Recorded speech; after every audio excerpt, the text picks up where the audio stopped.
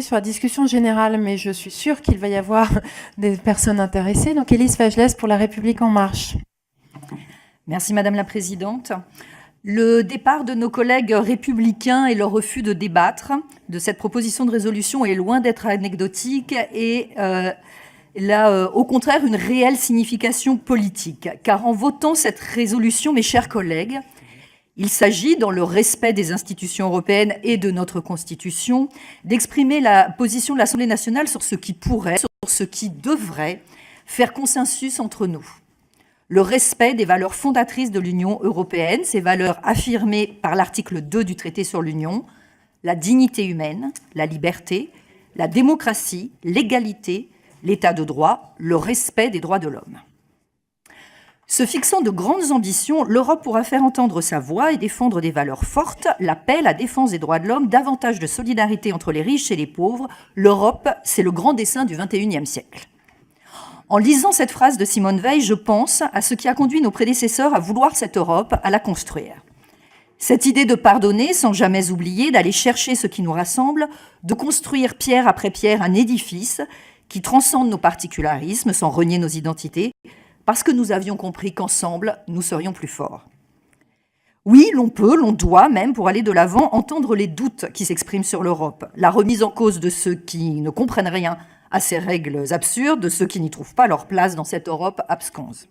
Il y a un an, à la Sorbonne et à Athènes, le président de la République affirmait que oui, si on aime l'Europe, on doit pouvoir l'améliorer pour la renforcer, la rapprocher de nos concitoyens et pour en relancer, comme jadis les fondateurs optimistes, un projet visionnaire. Il nous encourageait pour ce faire à favoriser l'émergence d'une Europe plus souveraine, plus unie et plus démocratique. Car, je le cite, l'essence du projet européen, c'est la démocratie, je dis même que c'est sa force la plus grande, son aliment véritable. C'est pourquoi nous devons rappeler que nous partageons un socle commun de valeurs sur lequel nous devons être intransigeants et qui en fait une Europe humaine, une Europe pacifique, une Europe caractérisée par le pluralisme, la non-discrimination, la tolérance, la solidarité, l'égalité entre les hommes et les femmes, une Europe qui garantit le principe de l'égalité, la sécurité juridique, l'interdiction de l'arbitraire du pouvoir exécutif, l'indépendance de la justice, la séparation des pouvoirs et l'égalité devant la loi.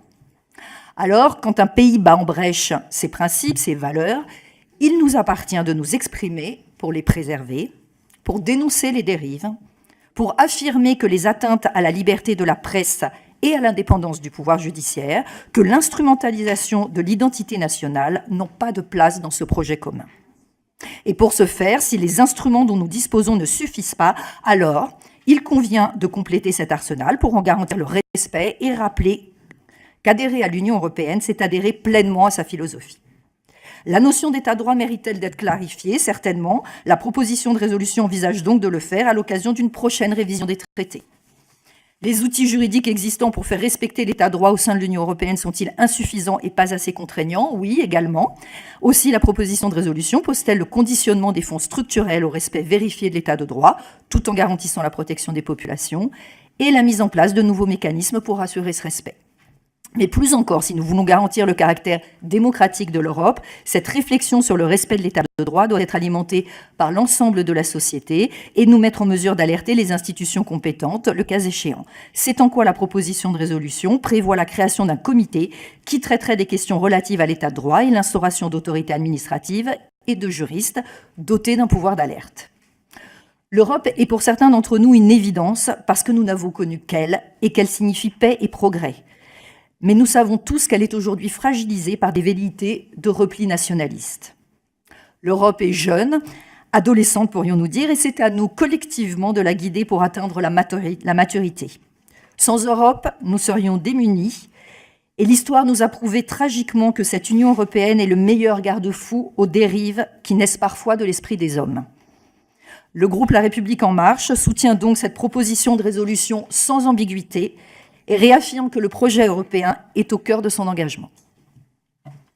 Je vous remercie. Isabelle Florennes pour le MoDem.